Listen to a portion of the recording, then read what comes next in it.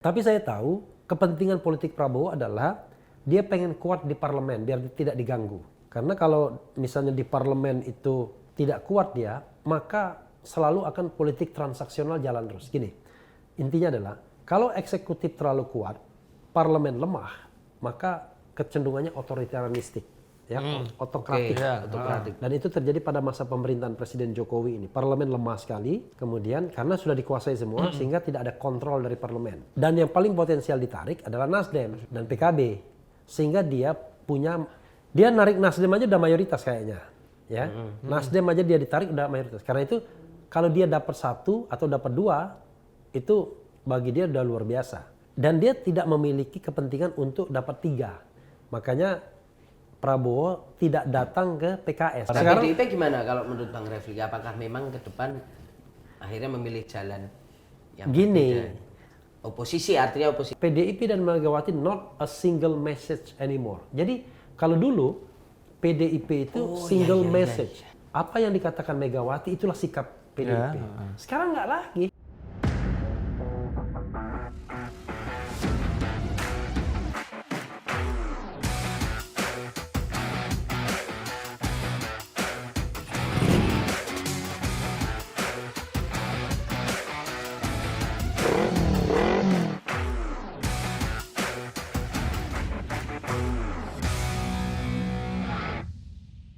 Lalu sekarang pelakunya ya itu citizen journalism itu, jadi setiap orang punya media. Nah, pertanyaannya adalah kalau itu tidak diwadahi, ya kan, mereka ini dalam bahaya. At any time bisa dipenjarakan. Iya, karena nggak ada ininya, melindunginya. Nggak ada undang-undangnya. Nah Bang, kalau gitu akhirnya kita lihat tadi yang Bang Refli banyak kita diskusikan. Nah kalau lihat arah hari ini, bagaimana seorang Prabowo Subianto mencoba untuk datang ke sana kemari melakukan rekonsiliasi politik, walaupun Nasdem PKB sudah menyatakan ya, tapi PDIP belum, PKS juga belum didatangi.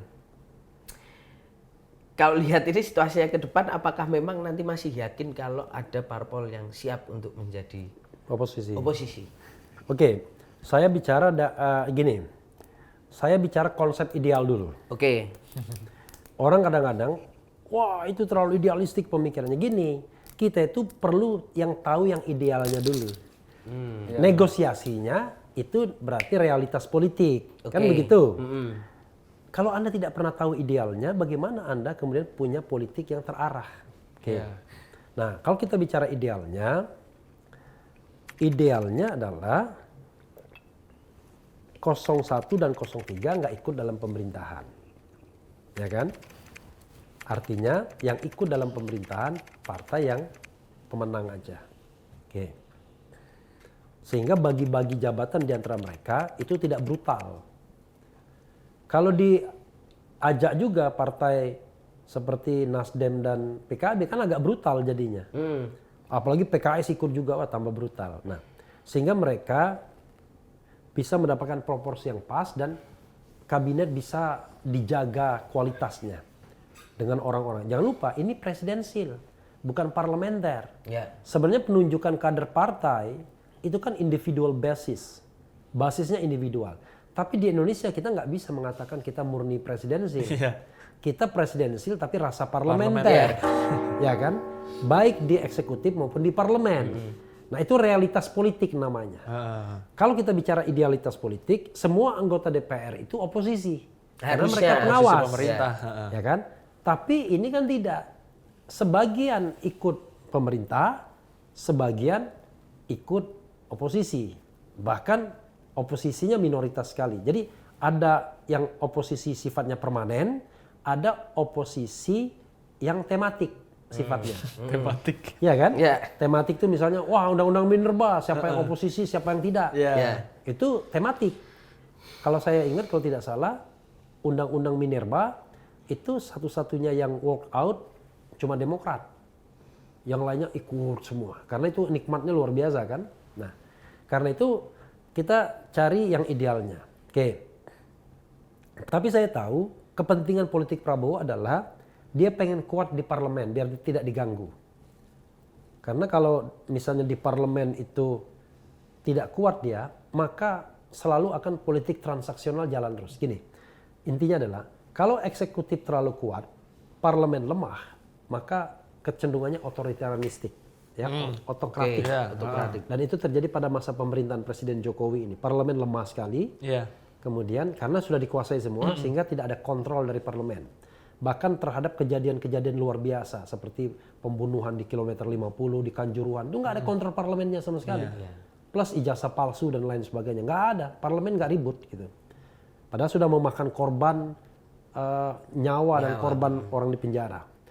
Kalau parlemen kuat, eksekutif lemah, ini negosiasi terus. Mau mendapatkan apa, bayar. Dapatkan apa, bayar. Negosiasi lama-lama yang terjadi adalah korupsi akan merajalela. Karena setiap endorsement dari DPR itu artinya uang. Iya. Sekarang aja ketika pemerintah kuat untuk endorsement uang. Tetapi bisa dikontrol oleh ketua-ketua umum partai, kan begitu? Ya. Karena yang dikondisikan. Ya, misalnya. karena itu di antara mereka cuma uang kecil, ya kan begitu, yang beredar uang kecil lah, uang tutup mulut ya. Tapi kalau untuk uang besar, Anda nggak bisa, karena ketua umum sudah dipegang dan kalau melebihi batas ambang batas seperti itu, ya Anda akan dicekal, kan begitu, kecekal kayak orang Jawa. Iya, Kan? kecekal. Sehingga menurut saya Prabowo akan bermanuver untuk menarik 1-2 partai politik agar dia mayoritas. Kan sekarang minoritas kan? Ya, belum nggak sampai 50%. Iya. Dan yang paling potensial ditarik adalah Nasdem Dan PKB. dan PKB. Sehingga dia narik Nasdem aja udah mayoritas kayaknya. Ya, Nasdem aja dia ditarik udah mayoritas. Karena itu kalau dia dapat 1 atau dapat 2, itu bagi dia udah luar biasa. Dan dia tidak memiliki kepentingan untuk dapat 3. Makanya Prabowo tidak datang ke PKS. Oh, iya. Karena ya itu tadi 2 itu dianggap udah cukup. Udah cukup. Bahkan 1 pun cukup juga sebenarnya. Dia udah percaya diri. Nah, yang dia butuhkan adalah dukungan dari non partai politik, yaitu kelompok-kelompok sipil, civil society, atau ormas-ormas. Jadi kalau kita bicara tentang kelompok di masyarakat, ada yang kelompok politik, suprastruktur politik, MPR, DPR, DPD, itu suprastruktur politiknya. Ada political society orang-orang yang bernaung di partai politik di mana posisi mereka macam-macam. Ada yang di eksekutif, ada yang legislatif, ada yang oposisi, ada yang bagian dari pemerintahan. Ini political society. Nah, political society ini yang sedang digarap oleh Prabowo agar sebagian besar ke dia, 50%. Nah, tapi dia juga membutuhkan yang namanya dukungan kelompok-kelompok sipil, tapi kelompok sipil yang sudah terorganisasi secara baik. Makanya kemarin ke PBNU. Kan gitu. Dia lebih memilih ke NU ketimbang ke PKS. Karena, Oh iya, PKS belum datangi. Itu jadi sinyal bahwa lebih berarti yang mana nanti ini pemerintahan karena dia lebih membutuhkan NU ketimbang PKS. Bagi dia cukuplah NU Nah, ini yang kemudian menurut saya membuat demokratisasi kita agak mandek karena akhirnya pilihannya pragmatis semua. Pragmatis dari ketua-ketua umum partai politik plus ketua-ketua umum organisasi. Mereka tidak menampilkan dirinya dalam politik yang amar ma'ruf nahi mungkar, tapi politik pragmatis sudah. Ya kan? Akibatnya kan politiknya pragmatis sekali. Mendukung kekuasaan, dapat kue-kue dari kekuasaan, bahkan jangan-jangan perskortnya pun sudah diperoleh mereka kan, gitu. Gitu. Memang sebenarnya menariknya nanti pendukung-pendukungnya Pak Anies dan Caimin juga sih ya. Sampai 2029 ini kira-kira akan tetap konsisten juga jadi watchdog-nya pemerintahannya Prabowo atau gimana? Kita tidak bisa membebani orang-orang yang tidak memiliki kekuatan apa-apa. Kan mayoritas pendukung pendukung Anies Caimin ini kan silent majority, silent. Ya. 1, 2, 3, 4 orang aja yang vokal kan. Tapi setelah itu kita lihat mereka vokal dari mana? Oh, ternyata belongs to partai politik. Udah dicoret mereka. Karena mereka akan mengikuti gerak partai politik ke depannya. Iya dong. Komando bosnya. Sehebat-hebatnya Anda ketika Demokrat melipir semua itu yang Demokrat. Karena pilihannya adalah terus atau berhenti, kan begitu. Kalau terus berarti Anda harus dukung Prabowo. Nah, sehingga yang bisa dihitung adalah orang-orang yang tidak berpartai. Orang-orang tidak berpartai itu jumlahnya berapa? yang vokal, yang berbicara ke depan misalnya. Ya orang kayak saya ya jarang. Paling Abang, Rocky Gerung, Rocky Gerung kan bukan tim kan. Tapi Maksudnya kayaknya nyoblos PANIS juga kayaknya. Dia bukan X-nya 01 dia. Ya. Kan Kan begitu. maksudnya yang tidak berpartai. Iya, yang ini ya sebenarnya banyak. Ada Sudirman Said misalnya kan.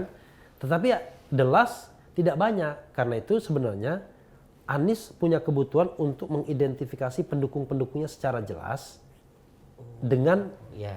berhimpun dalam partai politik atau ormas pertama kali.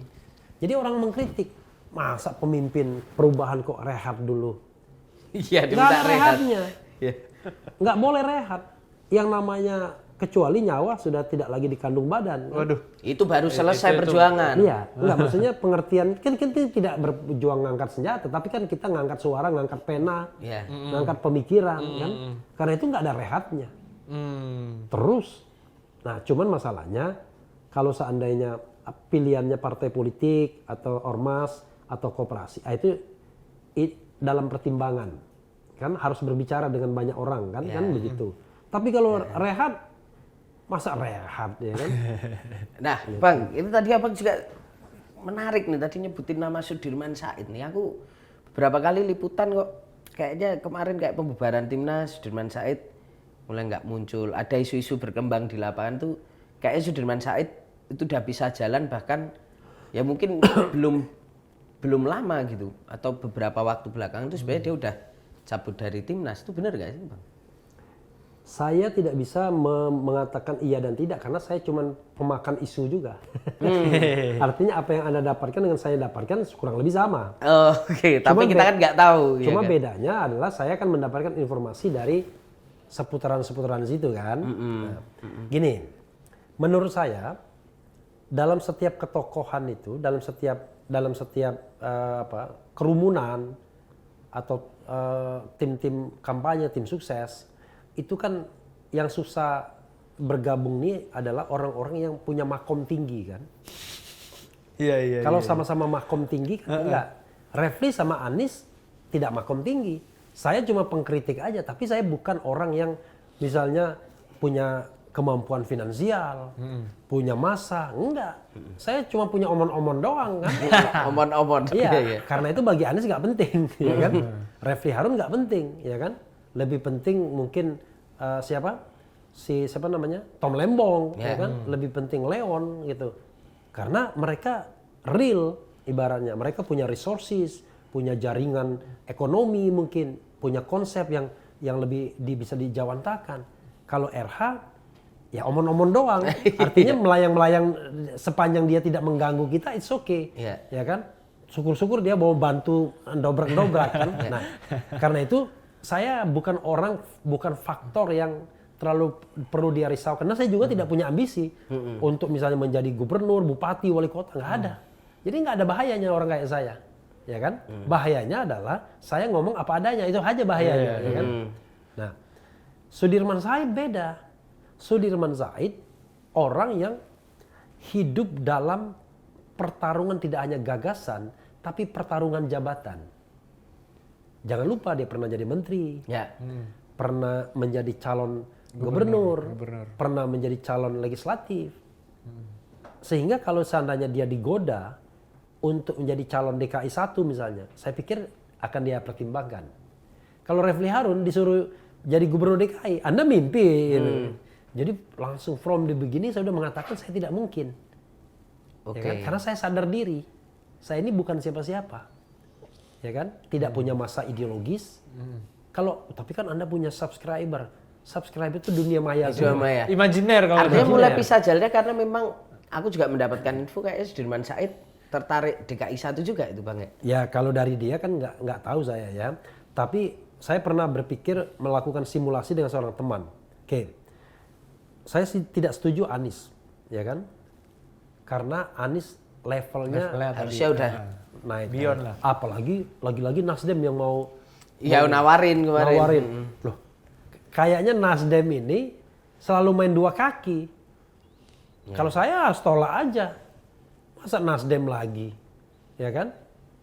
Atau kalau PKS kan PKS beda. kayaknya lagi Iya, ya, nah, pengen lagi kader galau yang lah. lain. Ya. Nah, karena itu di bawah ini siapa? Di bawah Anies ini layer keduanya. Ya, kita menyebut layer keduanya itu kan ada Tom Lembong, kemudian ada Sudirman Said, ya kan? Yang orang-orang dekat inner circle dia tapi dianggap punya inilah. Ya, punya kekuatan cakar lah, gitu ya. cakar. Bukan soal yang bagi-bagi bukan bagi-bagi kesejahteraan, bukan ya kan, tapi betul-betul yang punya cakar gitu kan. Tom Lembong, lalu yang pernah mengatakan pengen Jumhur Hidayat misalnya, yang juga punya sejarah pertarungan seperti itu kan. Nah saya melihat ya 3 orang itu. Tapi kalau Tom Lembong, sorry to say, secara sosiologis agak susah nanti ada muncul problem Ahok, walaupun Tom Lembong sama Ahok jauh banget ya. wataknya. Tapi ya jangan dicoret karena ini negara demokrasi kan. Ya. Nah, dari itu mana yang paling mungkin misalnya kalau 3 orang ini, Jumhur Hidayat, Tom Lembong, atau Sudirman Said. Kan gitu. Plus and minusnya kan. Yang jelas mereka ini orang yang punya resources walaupun terbatas.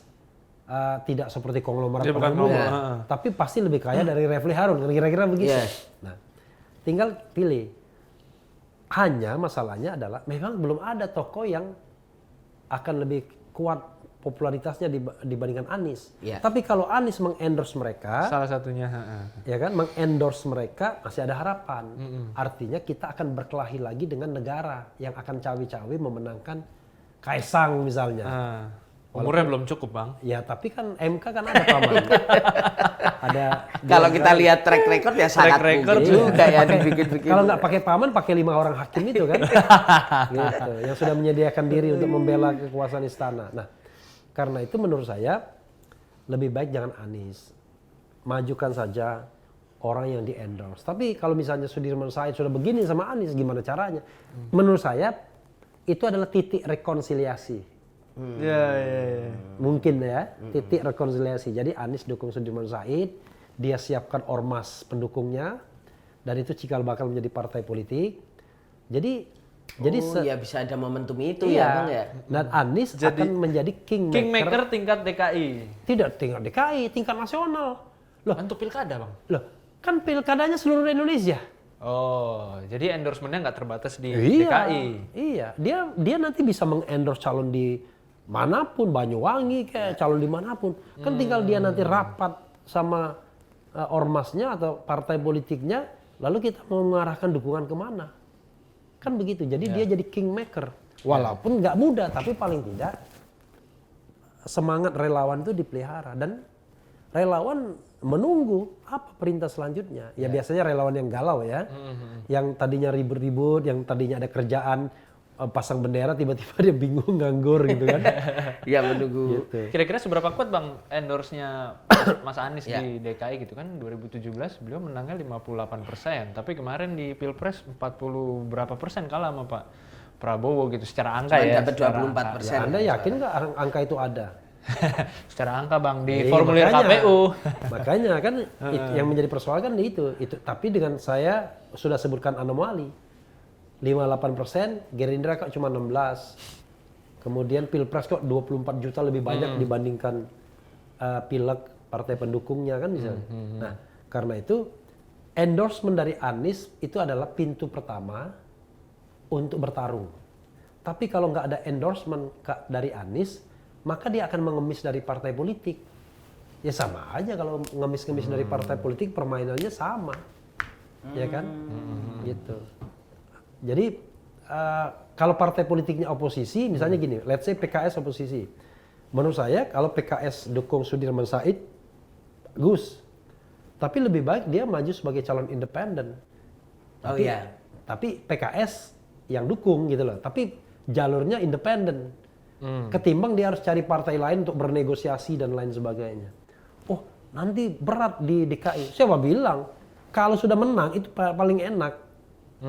Walaupun kita jalur independen, tapi kalau udah menang, ya kan? Wah itu yang lain mau Iya ikut sih. semua. Iya. Malah dia jadi magnetnya Bang ya. Jadi Magnet, magnet.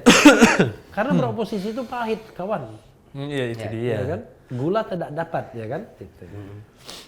Nah ini ngomongin oposisi itu pahit, berarti kira-kira dengan modal 10 tahun berkuasa PDIP kayaknya udah siap banget emang buat oposisi. Nggak pernah siap. Tidak ada partai yang siap beroposisi. Oposisi itu kecelakaan. Iya, oposisi itu kecelakaan karena no choice, tidak ada pilihan. Maka jujur Surya Paloh mengatakan oposisi bisa anytime, tapi memerintah itu ya tidak setiap saat. Benar juga, tergantung tawaran kan. Tergantung tawaran. Nah, Sekarang- PDIP gimana kalau menurut Bang Refli? Apakah memang ke depan akhirnya memilih jalan yang Gini. berbeda? Oposisi, artinya oposisi. Orang yang sudah berkuasa 10 tahun, hampir 10 tahun, ketika harus meninggalkan kursi kekuasaannya, mulai mikir dia, goyang. Nasdem goyang, PKB goyang. Iya kan? Waduh, apalagi kalau Anda punya gerbong besar, ya. Gerbong Nasdem bisnisnya, ya kan? Bagaimanapun Surya Paloh seorang pebisnis. Ya, Dan ampun-ampun kan? ya. Ketika dia menjadi oposisi dalam 1,5 tahun terakhir, baru 1,5 tahun udah ada ampun-ampun. Itu pun baru setengah kaki kan oposisi. Iya, kan? masih ada di pemerintahan Iya, juga. Gitu. Yang hari ini dia banggakan katanya bisa dukung Anies tapi tetap di pemerintahan Dekat Jokowi. dengan Jokowi. Lalu karena itu untuk beroposisi dengan gerbong yang besar agak berat. Karena gerbongnya dia harus pikirkan. Caimin belum apa-apa udah ketakutan partainya akan diembat orang kan begitu. Leadership dia bisa diambil orang. Dan Hovifah udah siap kan ibaratnya. Hovifah merasa sah untuk take over PKB karena dia dukung Prabowo kan begitu. Kan orang kan dekat dengan kekuasaan kan selalu berpikir begitu kan. Kekuasaan akan membantu dia untuk take over kepemimpinan partai. Caimin melipir duluan karena dia tidak ingin kehilangan. Walaupun saya mikir, apa iya ya partai politik itu harus orang yang sama selama belasan tahun. Caimin sudah memerintah PKB sejak 2005. Ya. Jadi ini udah tahun ke-19. Ya. Masa nggak ganti-ganti? Lebih lama dari seorang presiden misalnya. Tapi in fact dia masih muda. Gimana? Iya. Dia kelahiran tahun 67. Iya. Iya. Jadi sahwat politik masih tinggi. Panjang dan masih panjang juga. Masih panjang. Gitu. Jadi ini yang jadi persoalan menurut saya. Nah, PDIP? Nah, oke, PDIP sama. Selama 10 tahun menjadi oposisi, Penguasa. ya kan? Oh, yang Ya, dulu. Anda nggak ada masalah ketika ingin memerintah, benar nggak? Ya. Dari oposisi ingin jadi Pemerintah pemerintah. itu ada masalah. 2014. Iya, tapi dari memerintah ke oposisi masalahnya banyak banget. Itu yang menjelaskan hak angket poco-poco, maju mundur. Puan beda, Poco-poco. ya kan? Puan beda, kemudian Megawati beda, Hasto beda. Hasto sekarang keras sekali suaranya, Puan Iya. tidak. Ya. Bahkan Puan datang ke Prabowo, ya kan? Halal bihalal ya kalau Iya. nggak salah. Megawati suaranya nggak jelas, tapi pakai amicus curiae, Tinta merah pula. tinta merah. Nah, dari situ kita nggak jelas. Ini PDIP dan Megawati not a single message anymore. Jadi kalau dulu PDIP itu single message. Apa yang dikatakan Megawati itulah sikap PDIP. Sekarang nggak lagi. Walaupun waktu itu masih ada Pak Taufik Kemas, itu tetap single. Tetap. Karena Taufik Kemas kan tidak pernah memotong Megawati. Dia akan menjadikan Megawati sebagai orang a single message. Walaupun masuknya dia dari Megawati. Kan? Nah sekarang Megawati ngomong apa, Puan beda.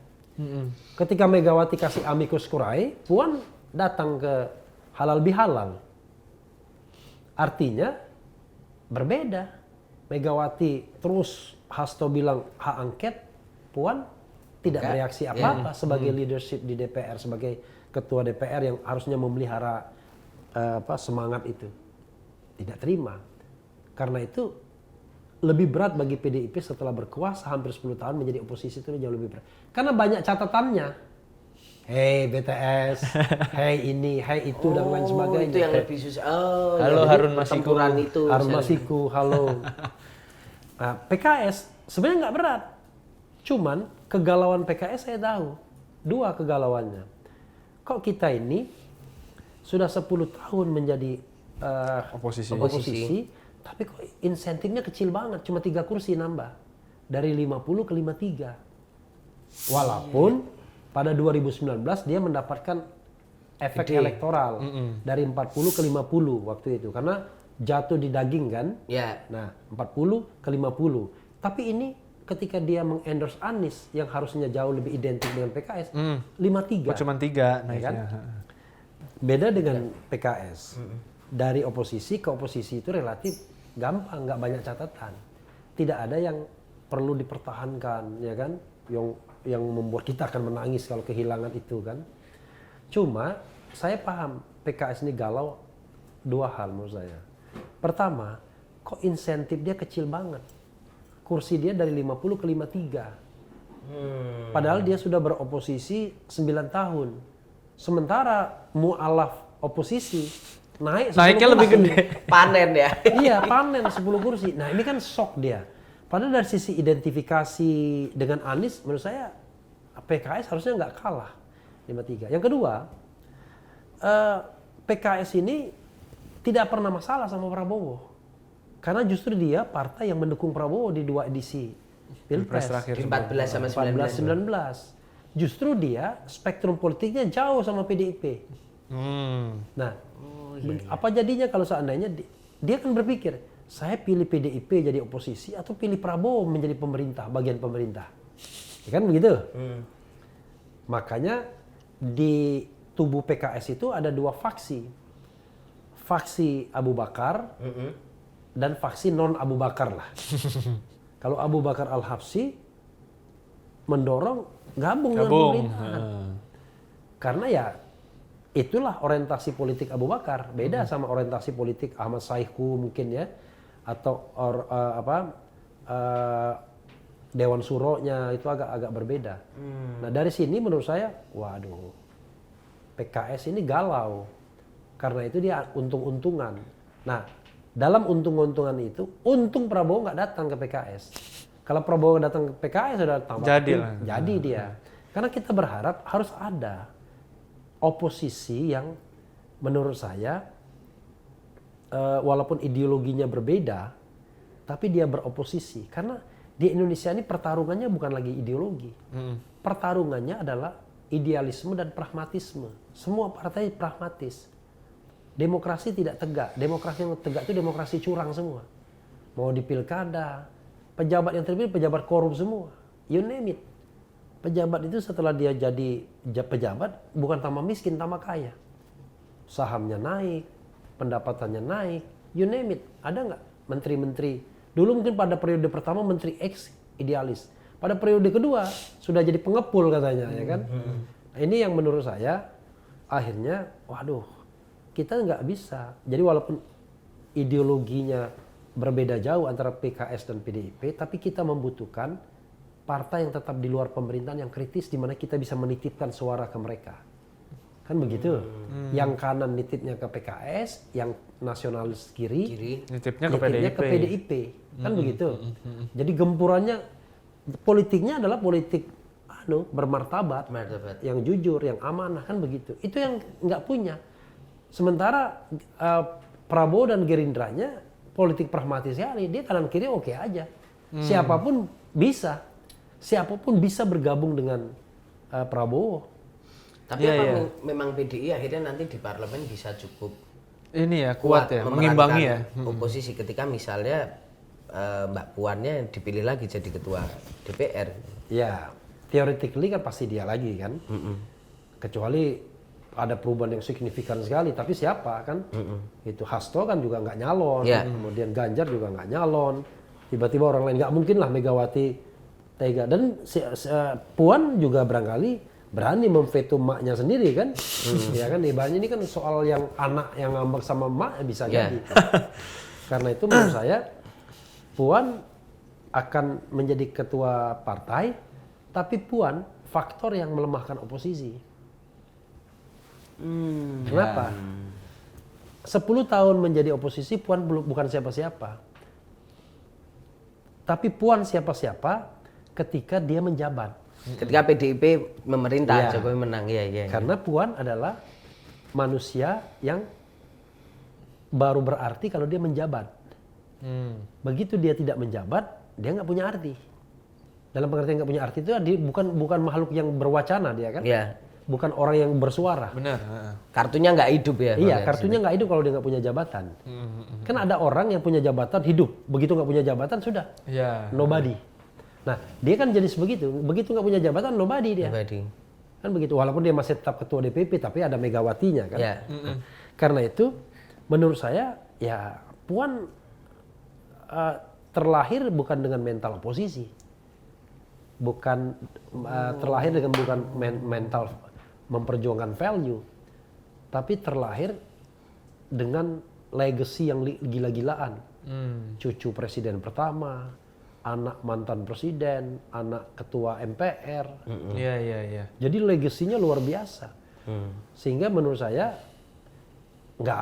Prabowo nggak akan menganggap dia bahaya walaupun dia jadi ketua DPR. Artinya misal pun ketika Mbak Puan jadi ketua DPR, PDIP juga nggak bergabung sama pemerintahan Prabowo, tetap juga nggak dianggap kekuatan oposisi. Dari sisi leadershipnya. Tapi kan jangan lupa pemain-pemain bebasnya. Yang ada di komisi-komisi gitu ya. Iya, nanti Karena pemain-pemain bebasnya itu belum tentu bisa dikontrol semua oleh oleh Puan. Puan. Ya. Karena tetap aja Teguh Umar yang punya hak prerogatif, kan begitu. Sekarang ini menurut saya PDIP di dalam masa transisi dari partai Megawati ke partai Puan. Artinya mereka ini mulai sharing power. Gitu. Jadi makanya not single message tadi. Iya. Jadi kalau kita melihat PDIP tidak lagi kita bisa melihat suara Puan. Suara Megawati saja, tapi suara Puan bagaimana? Karena vaksinnya cukup besar juga. Ya. Vaksinnya Puan. Nah, apalagi nanti ada faktor Ganjar di dalam. Iya. Kalau misalnya Ganjar, karena kan gini, Ganjar kemarin pembuktian bahwa dia patuh. Ya. Sebenarnya dia di approach oleh KIB kan, Koalisi Indonesia Bersatu itu untuk menjadi presiden tapi dari rahim KIB. Pada waktu itu kalau Ganjar mau di endorse oleh KIB, menang Ganjar. Karena Jokowi ada di sana. Approval Jokowi, iya. Sesimpel itu menang pilpres itu, as simple as that, ya kan? Sesimpel itu, bayangkan. Tetapi karena Ganjar tidak mau dan dia lebih setia kepada PDIP dan itu adalah jalan yang benar, karena kalau dia pragmatis, begitu dia kalah dia habis di PDIP. Kalaupun dia menang tetap bisa dihabisi juga karena dia tidak punya gerbong yang ke bawahnya. Dia menjadi centeng Jokowi tapi saya nggak punya kekuatan apa-apa lagi. Ya kan? Karena anak buah saya tetap dimegang di Puan. Maka kalau faktor Ganjar yang setia ini dimasukkan ke PDIP misalnya, bisa jadi Ganjar bisa menguat. Walaupun saya terlihat aura Ganjar hilang 50% begitu dia tidak didukung Jokowi. Kan dulu kita meyakini Ganjar nomor 1 di... Dan memang surveinya kan waktu itu surveinya nomor 1 puluhan persen juga. Ya tapi kan survei itu akhirnya sesuatu yang bisa dibikin-bikin akhirnya kan. Masa ada survei dari nomor 1 menjadi nomor terakhir misalnya. Atau dari suara 30-an persen menjadi cuma belasan persen. Jadi survei kita nggak bisa percaya, pemenang pilpres kita nggak bisa percaya, karena itu yang kita percaya adalah bagaimana kita membangun politik oposisi agar demokrasi kita menjadi kuat, bermartabat, tidak dipenuhi oleh tikus-tikus koruptor ini kan, atau dipenuhi orang-orang yang baru sekali menjabat sudah pengen kaya raya minta ampun, ya kan? Atau kalau tidak lagi terpilih pengen jadi nyari bekal untuk masa pensiun, kan itu persoalannya kan. Makanya ketika angket ini dibangun atau didorong nggak ada gunanya, pasti hanya untuk cari-cari uang kecil aja, gitu. Dan itu memang kita harus marah dengan politik seperti itu. Tapi ya itulah realitas politiknya kan. Nanti orang bilang, kamu juga kalau dikasih kesempatan, mau juga misalnya gitu. Enggak juga. Saya pernah 5 tahun jadi komut. Tetap ngeritik juga ya. Dengan proyek triliunan, saya nggak tergoda. Karena mentality saya nggak merasa jadi komut, saya merasa jadi aktivis terus. Tapi kalau saya merasa jadi komut, barangkali saya pasti berubah. Pasti berubah. Salah satu indikatornya adalah kalau sudah suka main golf saya. Ya, benar Bang. Dan saya selama jadi komut pegang stick golf aja nggak pernah. Iya. Walaupun karena gratis. nggak ngerti mainnya. Ya tapi kan gratis, diajarin kan. Di driving range itu kan. Dibimbing mentalnya gitu memang ya. aktivis. Karena mentalnya aktivis. begitu saya lihat KD takut saya kan, bangkrut kita ini kalau pakai KD ini. Gitu. Nah, itu kan salah satu cara kita untuk tidak menikmati jabatan. Ya. Tapi kalau kita terlalu menikmati jabatan, Anda tidak mau lagi turun dari comfort zone. Ya. Begitu Anda tidak mau turun dari comfort zone, wah itu bahaya. Gitu. Ya. Nah Bang, kalau kita lihat juga PDI sampai sekarang kan belum menentukan sikap Ya. seperti apa. Nah ini harus segera nggak sih Bang sebenarnya PDI ini menentukan sikap, atau memang ya kita masih nunggu juga karena Pak Prabowo juga belum bertemu dengan Bu Ya Mega inilah gitu. menurut saya sontoloyonya politik kita, ya kan? Sontoloyo itu bukan bahasa yang negatif, loh, angon bebek. Artinya politiknya masih di bawah, belum politik langit kan? Ya. Kan angon bebek kan Anda di bawah, Di bawah, berarti kan? Nah, sebenarnya kalau menurut saya, kenapa PDIP belum memutuskan? Karena lagi-lagi Megawati tidak punya persoalan sama Prabowo. Dia punya persoalan dengan Jokowi. Padahal kalau dengan teori Jokowi sejak 24 April sudah bebek lumpuh, maka Prabowo tinggal bersepakat sama Megawati. Udah ya kita singkirkan Jokowi ya, udah kita nggak usah pakai dia. Bisa kan? Bisa. Nah, tapi menurut saya itu akhirnya memang mengingkari fatsun politik. Tapi saya kemudian menggugat diri saya sendiri. Anda megang fatsun politik dengan orang yang curang. Gimana caranya? Oke? Kan kecurangan itu dilakukan oleh istana masuk ke Prabowo. Ya, Prabowo kan menikmati kecurangan itu. Ada nggak kecurangan itu? Minimal menurut 3 hakim ada kan? Kalau saya katakan misalnya, dia curang. Tanyakan ke 8 orang. 5 mengatakan tidak curang, 3 mengatakan curang. Ada nggak kecurangan? Ada. Ada. Kecuali saya mengatakan 8-8-nya nggak ada curang. Nah itu baru absolut. Ya. Ya kan? Ini ada 3 orang, bahkan 4 harusnya kan. Kalau Soeharto tidak melipir. Nah, ada pertanyaan etisnya. Masa sih kita tahu dia curang, kita ribut-ribut curang, lalu kita mau gabung sama dia?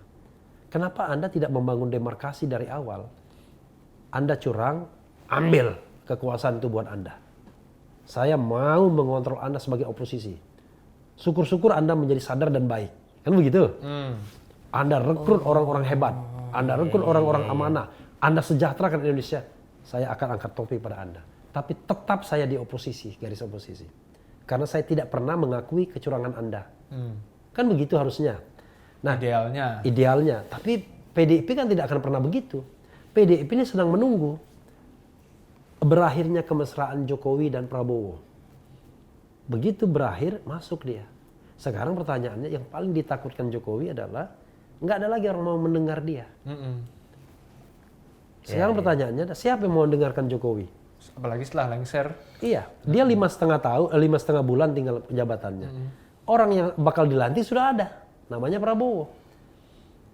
Ada menteri dipanggil Prabowo, dipanggil Jokowi. Saya pilih panggil Prabowo. Karena Masa kaitannya depan. keberlangsungan. Iya, ini masa depan. Gimana nih?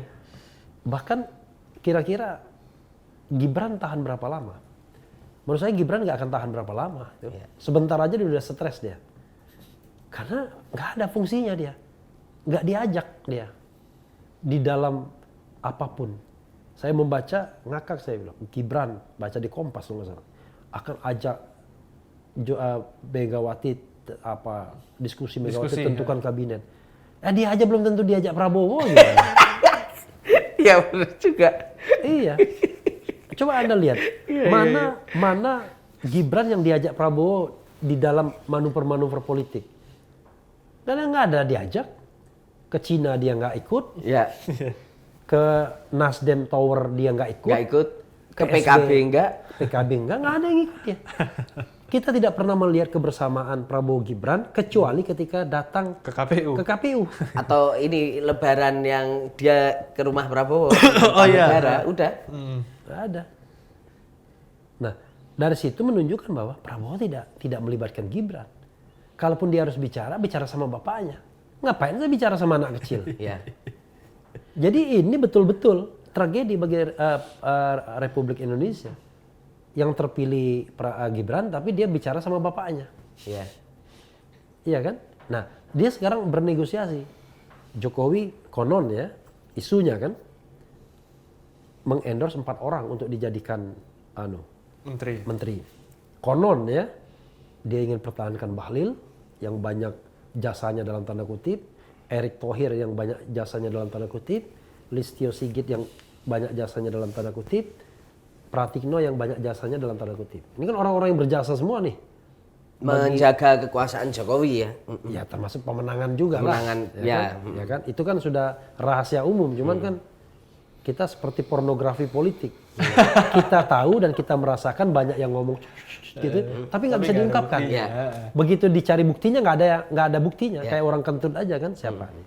Tapi keyakinan kita kalau dia dorong 4 itu ya, let's say ya, kalau seandainya benar kuat non lagi ya kan, maka itu kan menunjukkan bahwa ya memang Jokowi ininya negosiasinya, Gibran nggak ada.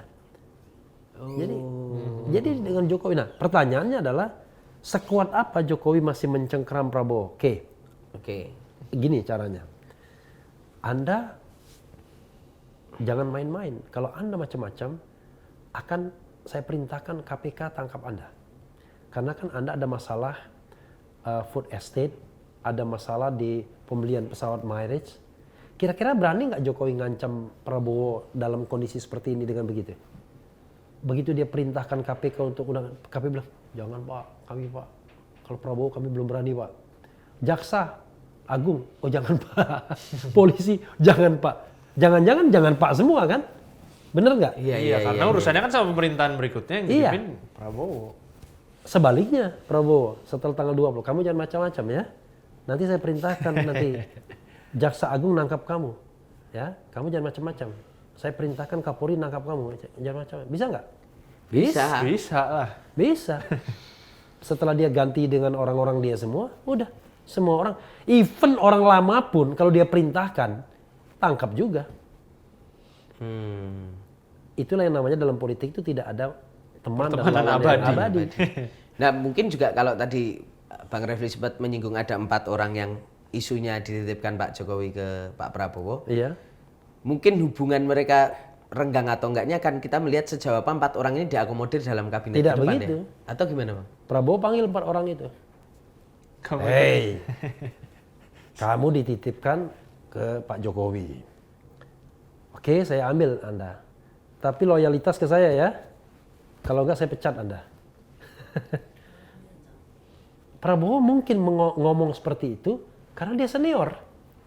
Apa susahnya dia ngomong sama Bahlil, Erick Thohir, even Kapolri? Kan dia senior. Ya. Mungkin kalau misalnya yang memerintah Anies ada handicap ngomong seperti itu karena dia junior. Ya. Ya. Atau sama koleganya.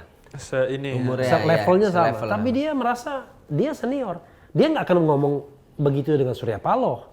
Nggak akan ngomong begitu sama SBY. Sama Mega. Sama Mega. Tapi kalau sama Bahlil, Erick Thohir, ya Pratikno, Iya, benar. sama Kapolri, berani dia pasti ngomong Bahlil begitu. pas debat di ini dicekel kan. Iya, orang debat aja ditarik begitu. Karena itu, kalau dia tidak mau menghabiskan energi berbenturan di awal, ambil aja.